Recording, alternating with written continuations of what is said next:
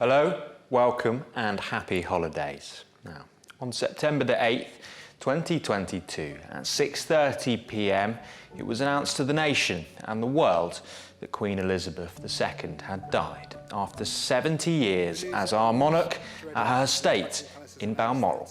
The country stood still in what was an all-encompassing moment of grief for many, a bewildering day as well, given it felt like one that would never come. Queen Elizabeth II was the rock on which modern Britain was built. Our country has grown and flourished under her reign. After a lifetime of unrelenting dedication to service, it was perhaps surreal to know that though she gave an air of immortality across 7 decades, the time had finally come.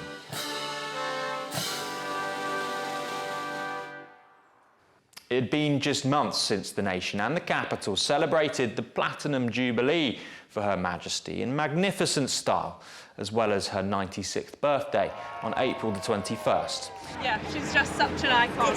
It's a really special Jubilee, and it's the Queen's first big Jubilee. The Queen was absent from a number of occasions for the Platinum Jubilee in honour of her 70-year reign due to mobility issues, a sign many from the outside chose not to look too much into as a concerning sign for what we now know was an inevitability in the coming months. In this programme, as part of our series of specials over this holiday period, looking back at the year, we'll remind you of our coverage across the 10-day period of mourning that led to her funeral, as London became the epicentre of the moment shared across the globe. We'll recap the processions, the pageantry, the mourning, that now iconic 10-mile queue, and hear from commentators and guests looking back at the Queen's life and looking ahead to a new age with Charles as King.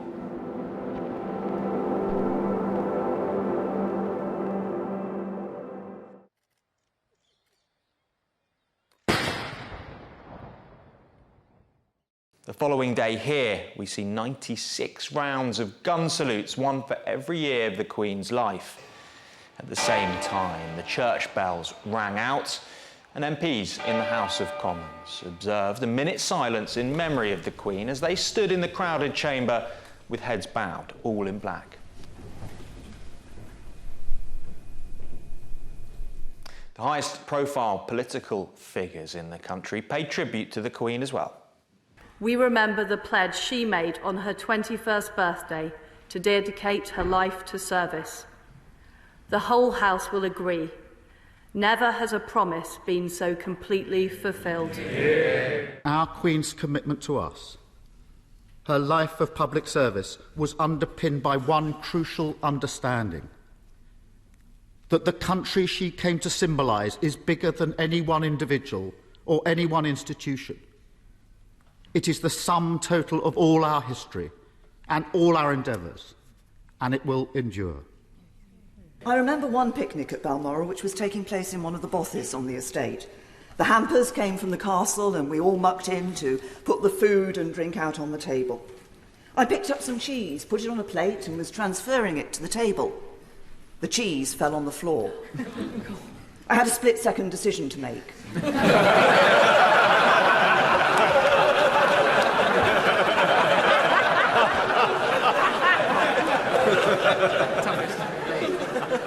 I picked up the cheese, put it on the plate and put it on the table. And I turned round to see that my every move had been watched very carefully by Her Majesty the Queen. I looked at her, she looked at me, and she just smiled. And the cheese remained on the table. Well, that morning, we travelled to Buckingham Palace to get a sense of the feeling in the capital as mourners paid their respects as the news was still sinking in.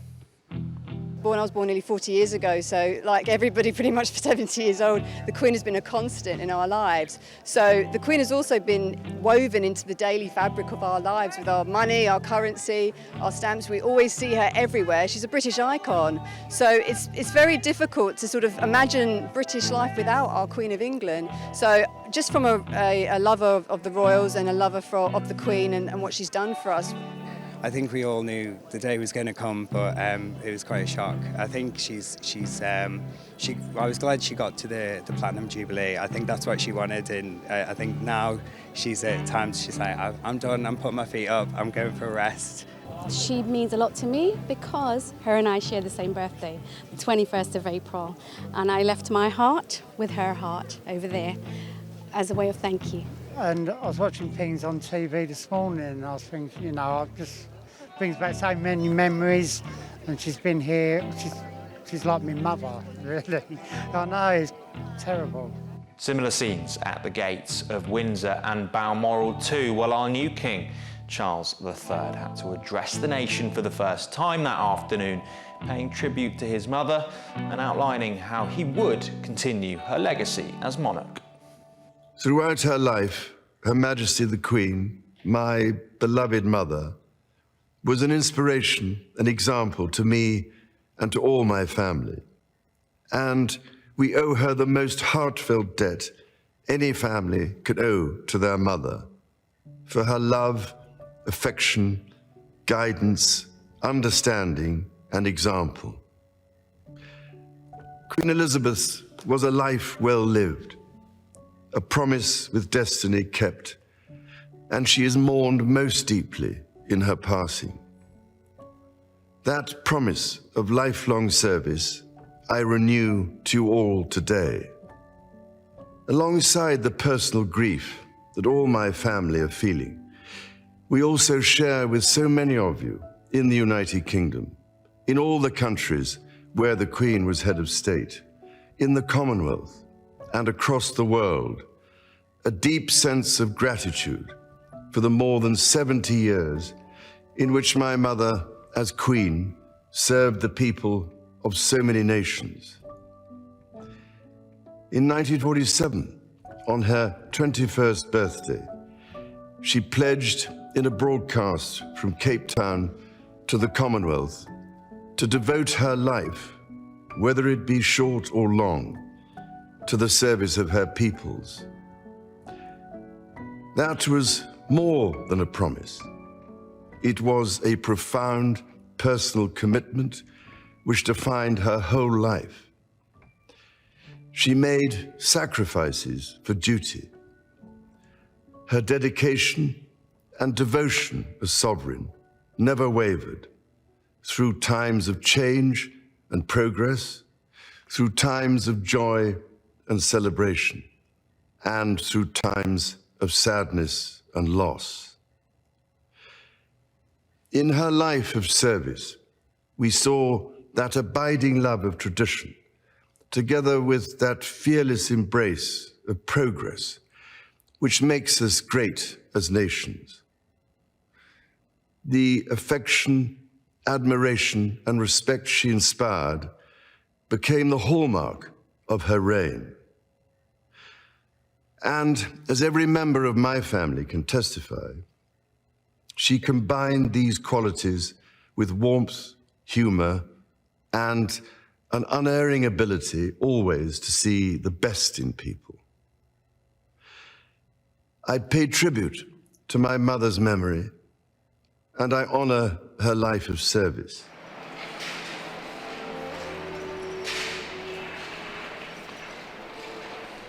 Before the break, let's take a look at this. The Queen's tireless devotion to her duty as monarch was unmatched across her 70-year reign.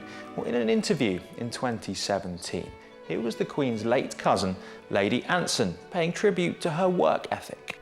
I mean, she just is remarkable. There's no other word for it. It's incredulous what she packs into a day.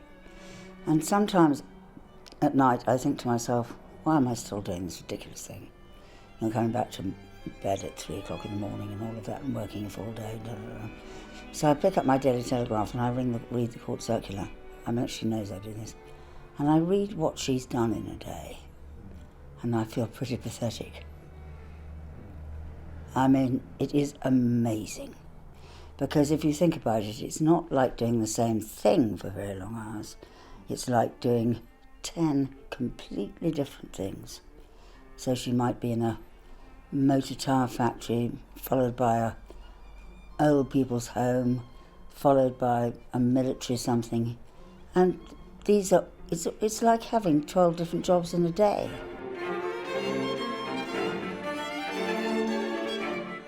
We're taking a short break now, but in just a few short minutes, we'll be back as we recount the historic moments as the Queen returned to London to lie in state.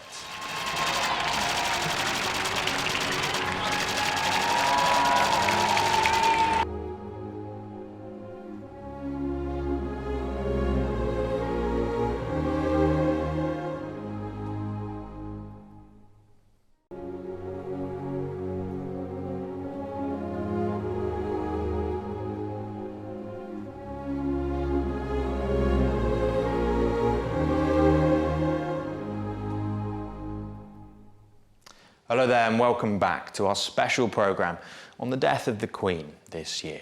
In the days that followed, so began the customary traditions that those involved had been planning for years. King Charles III promised to follow the late Queen's selfless duty in his first address to both Houses of Parliament as monarch in Westminster Hall.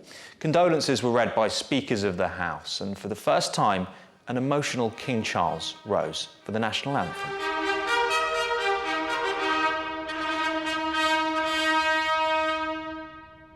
In your first address to the nation, you recognised your life would change as a result of the new responsibilities. You pledge yourself to uphold constitutional principles at the heart of our nation. These are weighty responsibilities, as the early Queen Elizabeth said in her final speech to parliamentarians. To be a king and wear a crown is a thing more glorious to them that see it than it is pleasant that them that bear it. Her humility and integrity commanded the respect and captured the imagination of peoples and nations across the globe. Her late Majesty's joyous, unstinting and reassuring presence across the years made it difficult to contemplate that her long and inspiring reign of deep and unparalleled devotion would ever end. As Shakespeare says of the earlier Queen Elizabeth, she was a pattern to all princes living. As I stand before you today, I cannot help but feel the weight of history which surrounds us and which reminds us of the vital parliamentary traditions to which members of both houses dedicate yourselves with such personal commitment for the betterment of us all.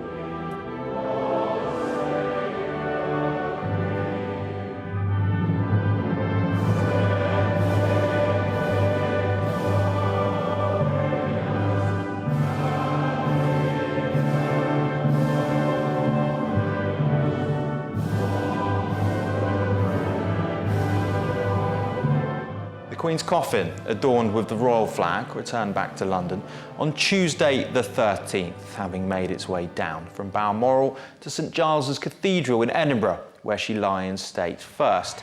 It was a sobering yet rousing night for the country as the coffin then passed through the gates of Buckingham Palace at night to the tune of thousands lining the Mall to see history unfold.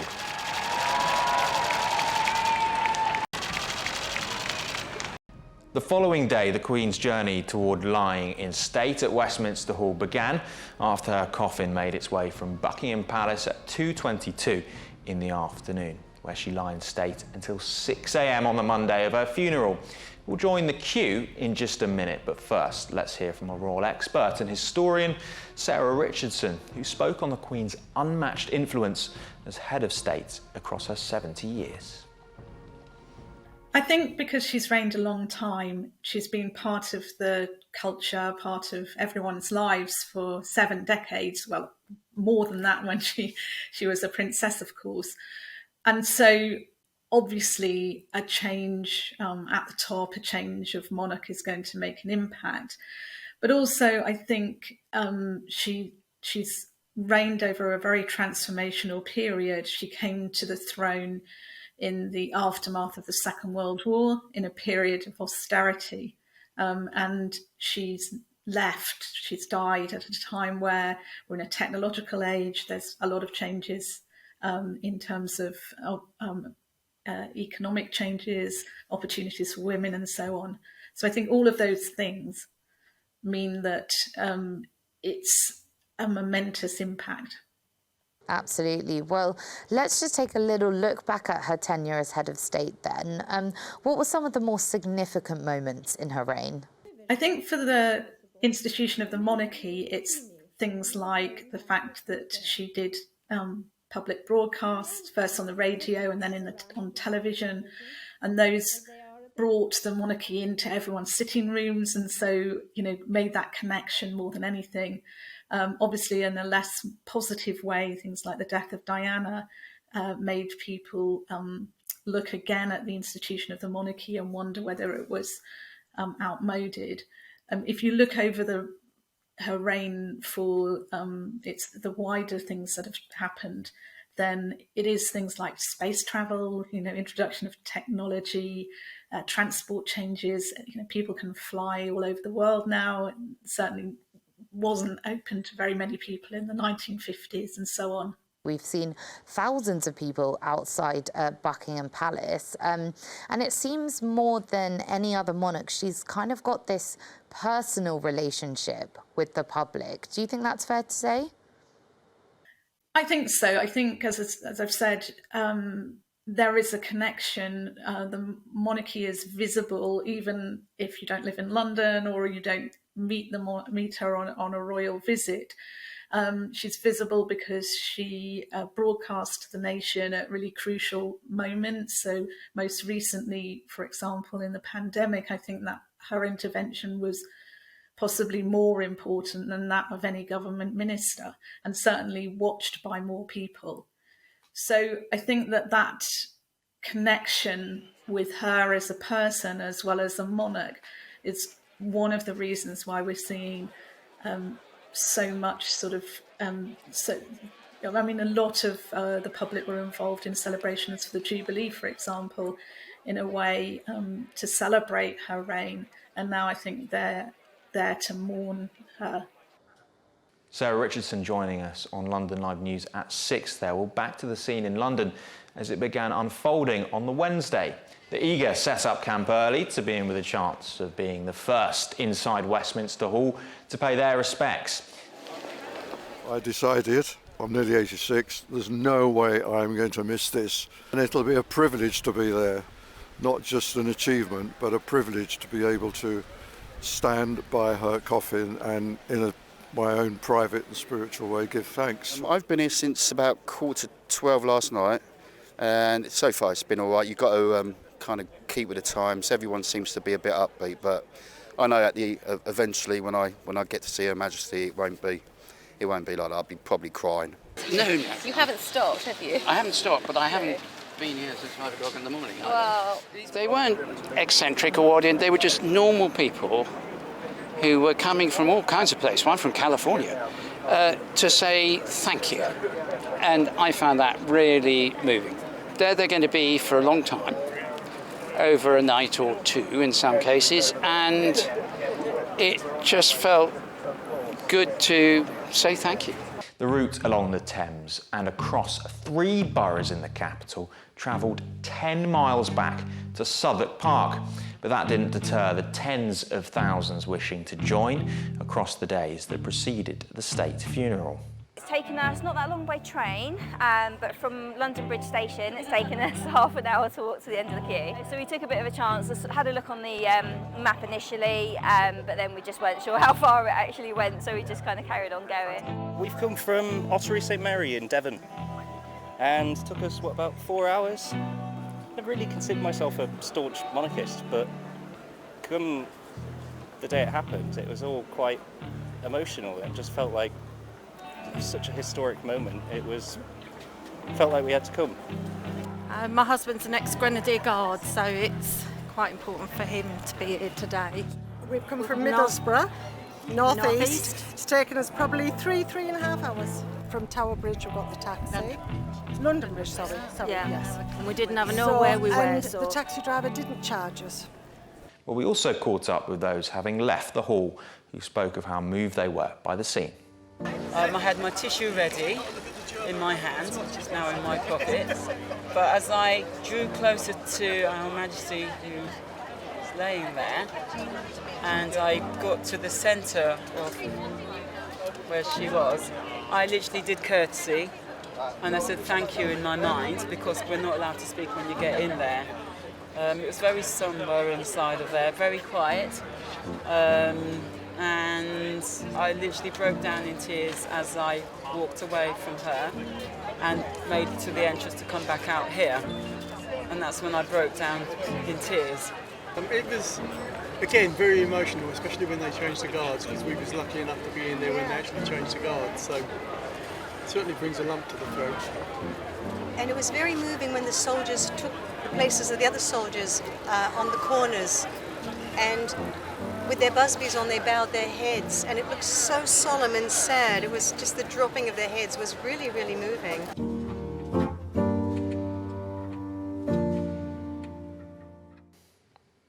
Well, Nick Durston, who's the Chief Executive of the South Bank Employers Group, explained the preparation required to organise a queue on such a massive scale in the area for this event.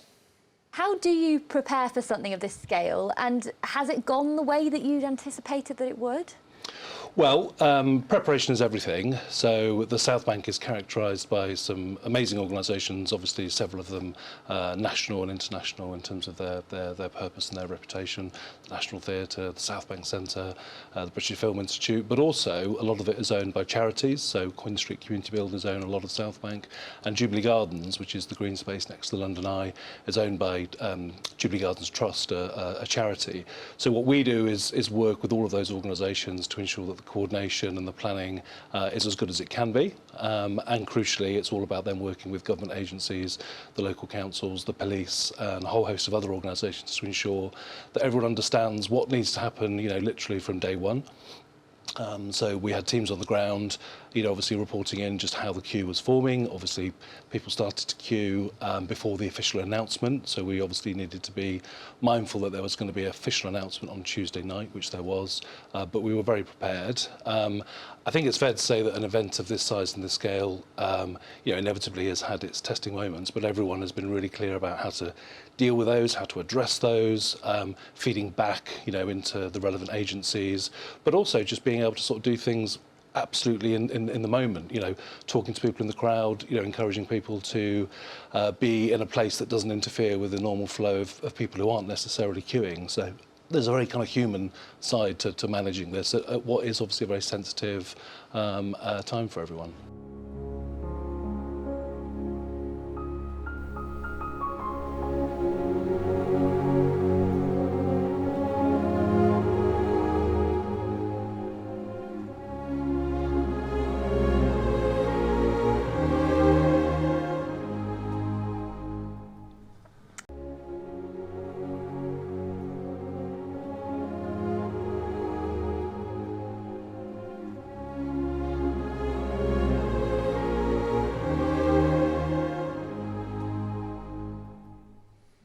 Welcome back to this special programme as we look back at the events in the capital as they were marked for the death of the Queen.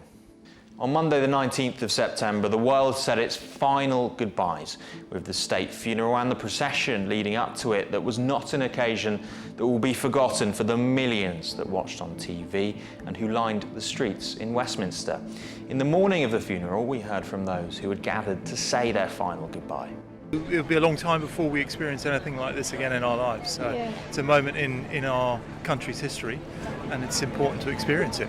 I was born in 1936, the year King George, the late Queen's father, became king. So I've only known them, you know, their whole life. I've watched them through the war years, getting married, finding out her father had died.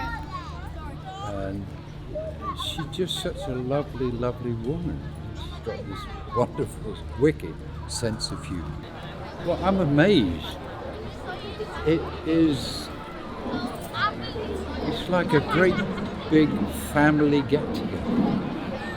There's so many children. It's beautiful to see them. Babies, toddlers, teenagers, everybody seems so happy. And although it's a sad occasion, they're all here with one purpose.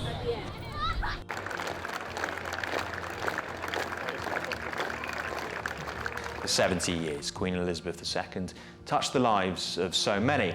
One of those is Jeff Hughes, who was the chief chef on board the Royal Yacht Britannia for 16 years. He's met several members of the royal family, including the Queen, who he described as someone incredibly special.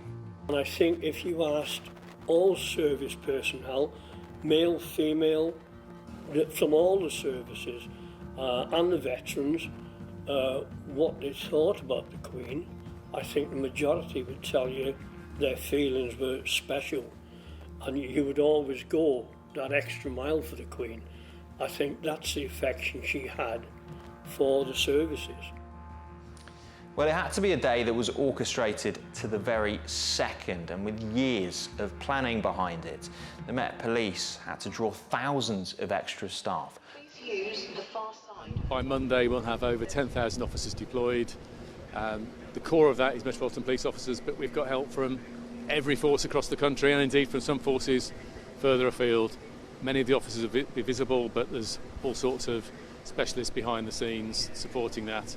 Just to give a sense of scale, that's a couple of thousand officers more than the total you would find in the whole of West Midlands Police or Greater Manchester Police.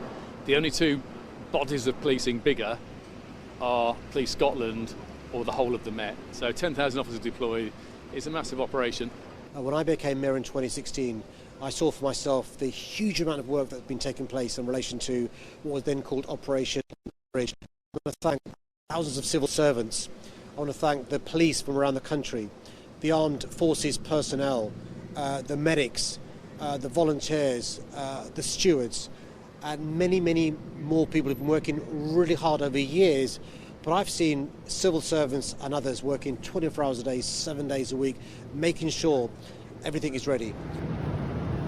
We've got extra staff on, we're putting on.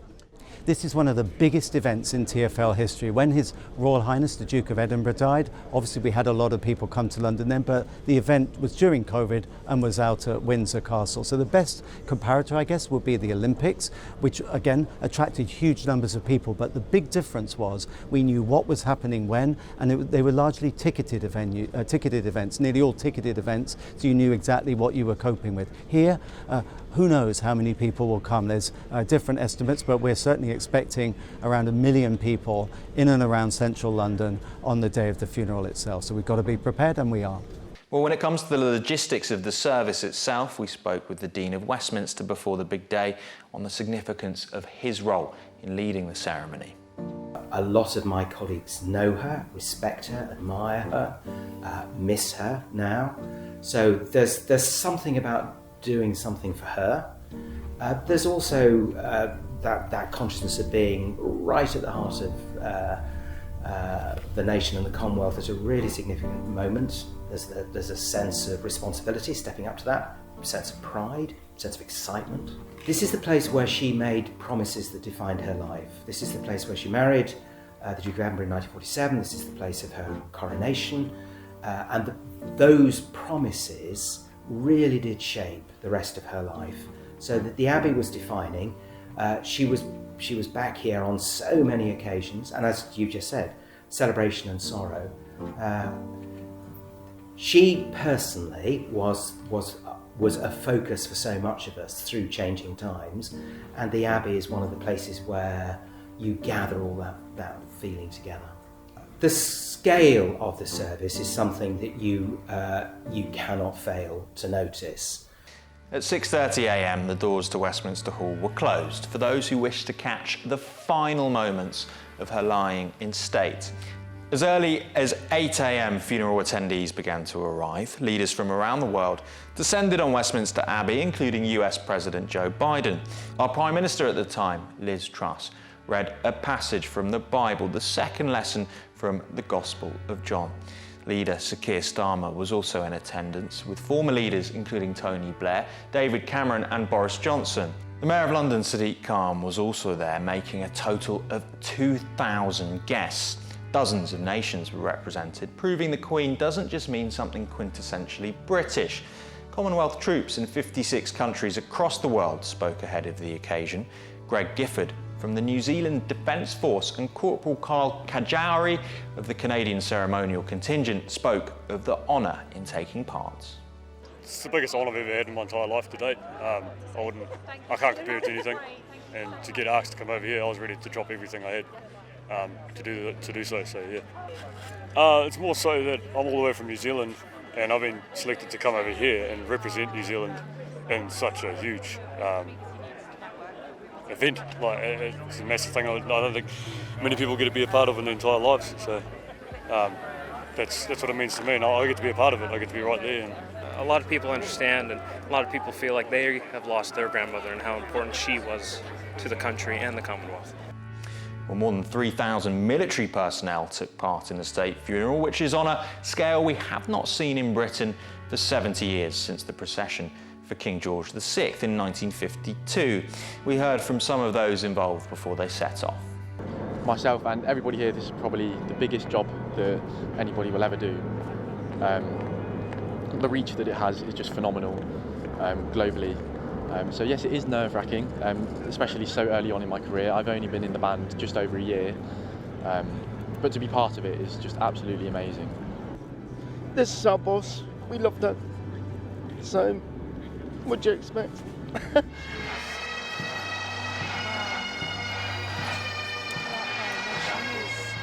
Well, in the procession, among many of the symbols on top of the Queen's coffin that celebrated aspects of her life, was a piece of myrtle in her bouquet, cut from a plant which was grown from a sprig of myrtle in the Queen's wedding bouquet, which is often seen as a symbol of a happy marriage that she enjoyed with the late Prince Philip. There was also a solitary note attached to the flowers by our new King, Charles III, reading, "In loving and devoted memory, Charles R."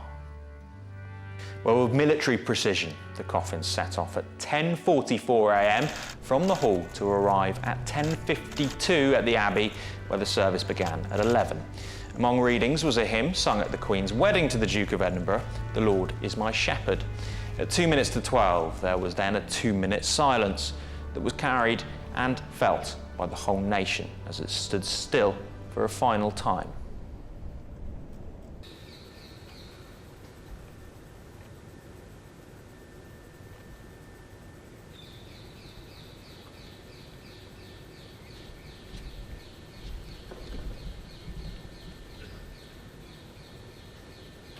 The service ended with the congregation singing "God Save the King." Mourners outside solemnly listened in.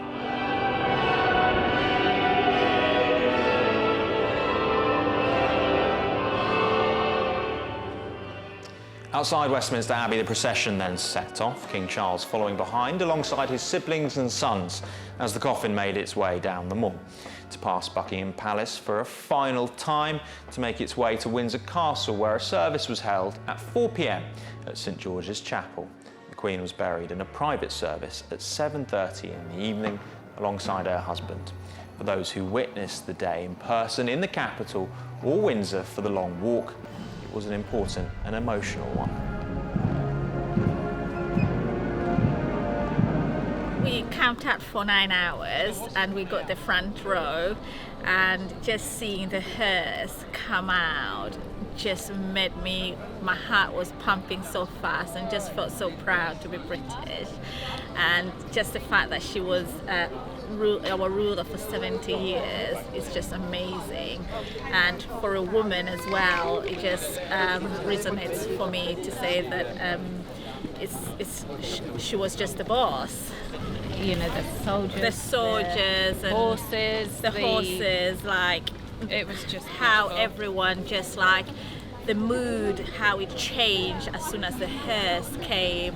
Yeah. Just unexplainable, and this is just history that will live with our lives forever. In communities across the capital, touching tributes were paid to Her Majesty in a number of different ways, joining in what can feel like a rare moment of togetherness these days. a residents' association in Orpington paid their respects with a 250 candle-lit vigil creating the image of the late Queen. Here were the touching scenes.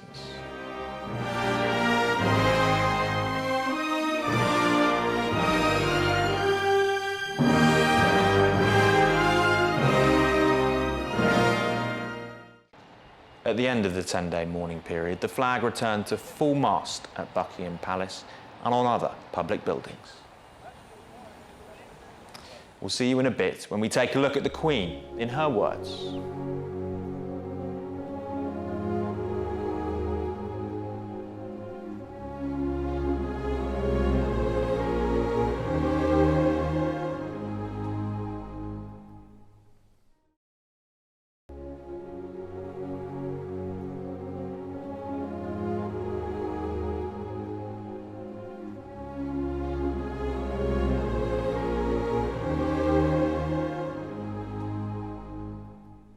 Welcome back to this special programme on remembering the passing of Queen Elizabeth II. Now, for the first time in 70 years this Christmas, it was not the Queen's Christmas message, but the King's we heard on the 25th. Her voice and her words were iconic, and for the majority, a King's Christmas address was a first.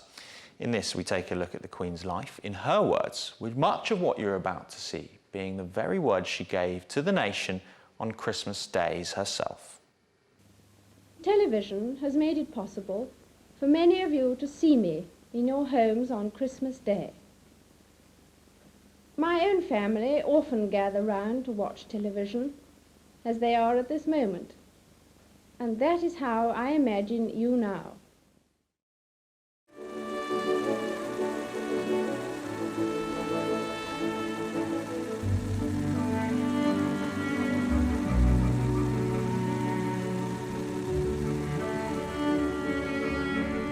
I and all my family have always felt that one of our most important duties is to express in our visits overseas the goodwill of our country towards friends abroad, near and far.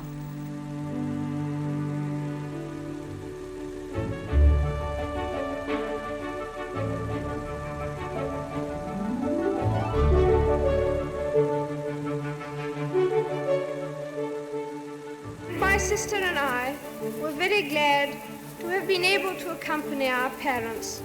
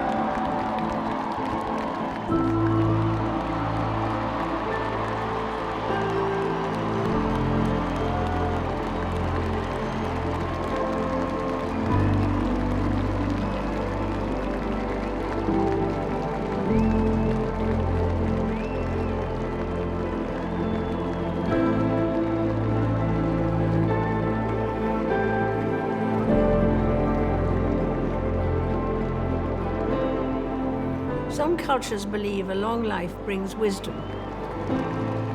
I'd like to think so.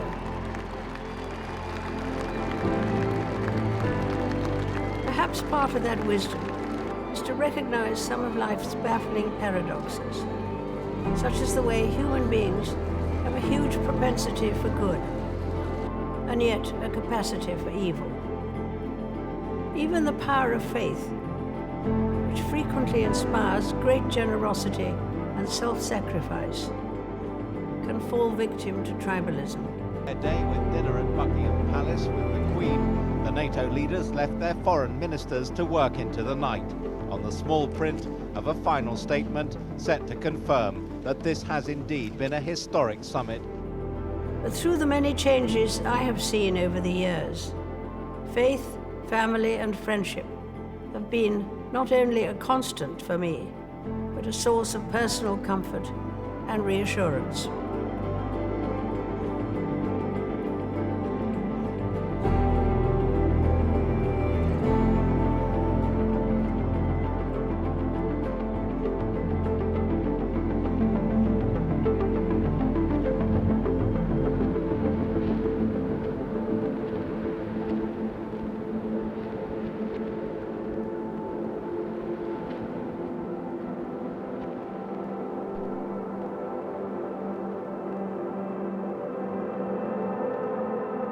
We think of our homes as places of warmth, familiarity, and love, of shared stories and memories.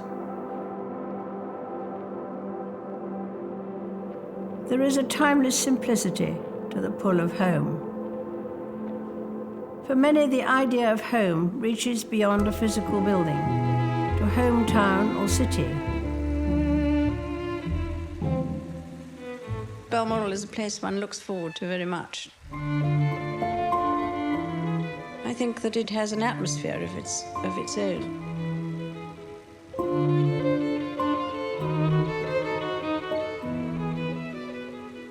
Families so often treasure their routines and embrace the roles, traditions and values that mean so much to us. I see it in my own family, and it is a source of great happiness.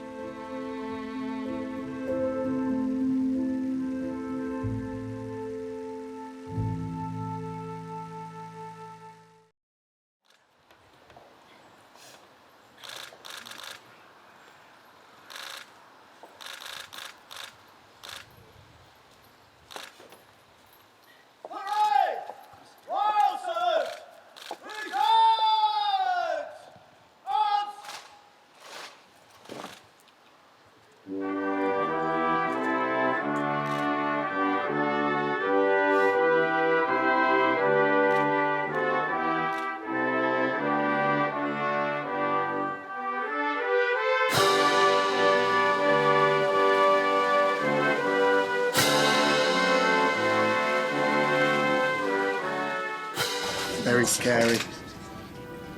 Very wicked. To target, that sort of thing. Yeah, You know. yeah, it's awful, but hopefully they'll mend. Yes. We'll get better. But it's very interesting how everybody has united, haven't they, here? It's been amazing, really. There you have it. That's all from me and our special programme looking back at the events that unfolded as the country and the Commonwealth lost its Queen. Thank you for joining us. We'll see you next year on London Live News for the coronation of Charles and his wife Camilla as King and Queen Consort on May the 6th at Westminster Abbey. But for now, from me, enjoy the rest of the festive period and have a very happy New Year.